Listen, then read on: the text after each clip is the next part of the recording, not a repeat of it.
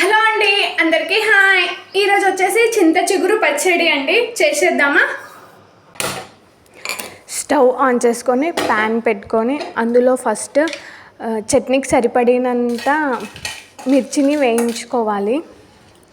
మిర్చి వేగిపోయాయి, అవి మిక్సీలోనికి వేసుకొని అదే ప్యాన్లో మళ్ళీ చింత చిగురు మొత్తాన్ని నీట్గా కడుక్కొని పక్కన పెట్టేసుకున్నాను.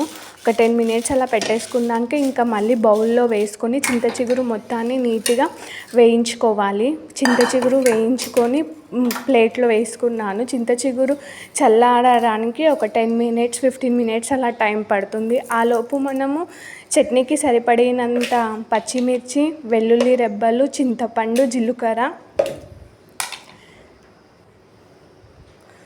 మొత్తాన్ని వేయించేసాము. ఇంక అప్పట్లోపు చింత చిగురు మొత్తం చల్లగా అయ్యింది. ఇంకా చింత చిగురిని కూడా మిక్సీలోనికి వేసేసుకొని అందులోనికి సరిపడినంత సాల్ట్ వేసుకొని లైట్గా కొన్ని వాటర్ పోసుకొని మిక్సీకి పట్టేసుకుంటే ఇంకా చింత చిగురు చట్నీ అయితే రెడీ అయిపోతుంది సింపుల్గా.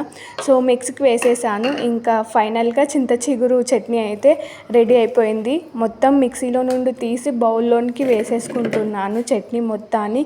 ఇంకా చట్నీ రెడీ అయిపోయింది. చట్నీలోనికి పోపు వేయాలి. ఇంకా వేరే ప్యాన్ తీసుకొని ఆయిల్ వేసేసి అందులోనికి జీలకర్ర వేసుకొని వెల్లుల్లి రెబ్బలు వేసి ఎండుమిర్చి మళ్ళీ పోపులోనికి వేసేసుకొని ఇందులోనికి పోపు వేసేసుకుంటే ఇంకా చింత చిగురు చట్నీ రెడీ అయిపోతుంది. సింపుల్గా నా స్టైల్ చింత చిగురు చట్నీ రెడీ అయిపోయింది ఫ్రెండ్స్.